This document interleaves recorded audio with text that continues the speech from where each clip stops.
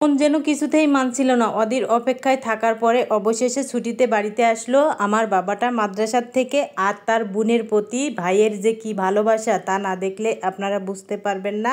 এই যে সকালে নাস্তা এনে খাওয়া দাওয়া শুরু করলো। আসসালামু আলাইকুম, শুভ সকাল। আকাশে বাতাসে আনন্দেই আটখানা হয়ে গিয়েছি আমরা। একজনের জন্য অপেক্ষা করতেছি, অপেক্ষার পালা শেষ হচ্ছে না।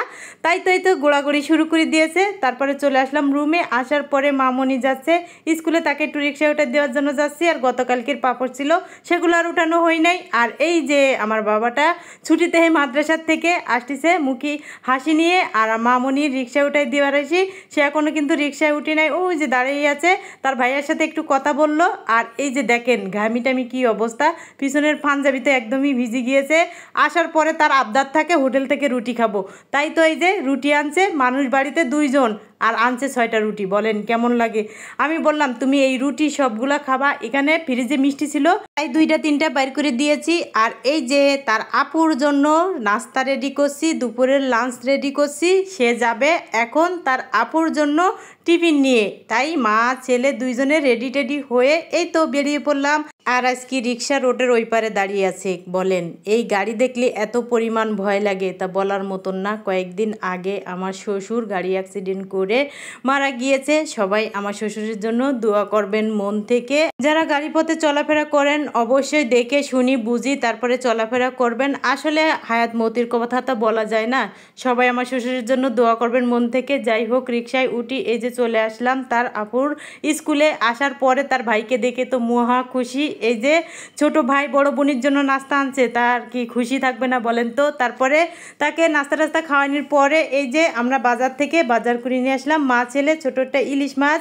এখানে আছে বেগুন, তারপরে এই যে মূলা, সিম, করলা, লেবু, এখানে আছে এই যে ধনিয়ার পাতা আর একটা ইলিশ মাছ। এই তো ইলিশ মাছটা কেটে নিয়েছি, রান্না করব।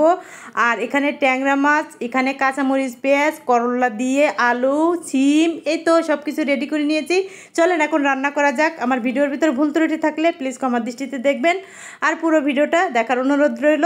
এই তো দেখেন আমি মাছগুলা সুন্দর করে ভেজে উঠে নেওয়ার পরে ওর ভিতরে কাঁচামরিচ, পেঁয়াজ আর একটু আদা বাটা, রসুন বাটা, জিরা বাটা, হলুদের গুঁড়া, মরিচের গুঁড়া, ধনিয়ার গুঁড়া, স্বাদ মতন লবণ, একটু পানি দিয়ে এই তো মশলাটা ভালো করে কষাই নেওয়ার পরে এখানে সিমগুলা দিয়ে দিচ্ছি। সিমগুলা দিয়ে সেমভাবে কষাই নেওয়ার পরে এই যে এখন আমি অফ ক্যামেরায় পানি দিয়ে দিয়েছিলাম। তারপরে ইলিশ মাছ দিয়ে এই তো কিছুক্ষণ রান্না করি, তারপরে নামিয়ে নিলাম।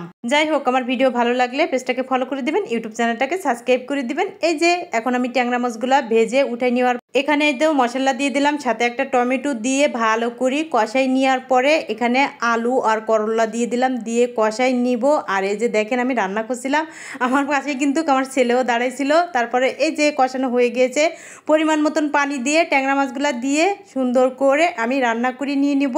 আর একটু ধনিয়ার পাতা না দিলে কি আর হয়, তাই এই তো ধনিয়ার পাতা দিয়ে দিলাম। পুরো ভিডিও দেখার জন্য অসংখ্য ধন্যবাদ। আজকের মতন বিদায়, আল্লাহ হাফেজ।